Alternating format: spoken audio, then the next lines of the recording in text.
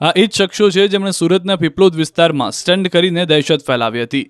પીપલોદ વિસ્તારમાં સામાજિક સંસ્થા દ્વારા ટ્રાફિક અવેરનેસ અને સે નો ટુ ડ્રગ્સ કાર્યક્રમમાં ભાગ લીધા બાદ નવીરાઓએ જીવલેણ સ્ટન્ટ કર્યા.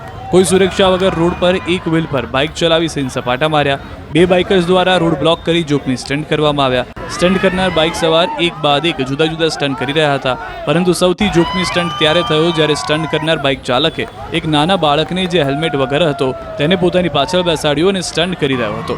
બાઇક ચાલકની પાછળ બેસનાર બાળક માટે પણ કોઈ પણ પ્રકારની સુરક્ષા વ્યવસ્થા કરવામાં આવી ન હતી અને તેને હેલ્મેટ પણ પહેરાવવામાં આવ્યું ન હતું. આશરે 30 મિનિટ સુધી બાઇક સવારો દ્વારા જુદા જુદા સ્ટન્ટો ચાલ્યા હતા, જેને જોવા માટે લોકોના ટોળા એકત્રિત થઈ ગયા હતા, જેનો વિડીયો સોશિયલ મીડિયા પર વાયરલ થયો હતો.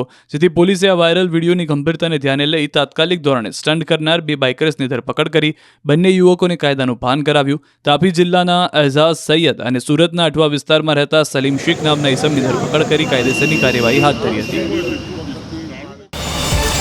QR કોડ સ્કેન કરો અને ડાઉનલોડ કરો ન્યૂઝ 18 એપ. મેળવો ગુજરાત અને દેશ દુનિયાની પળે પળની અપડેટ્સ.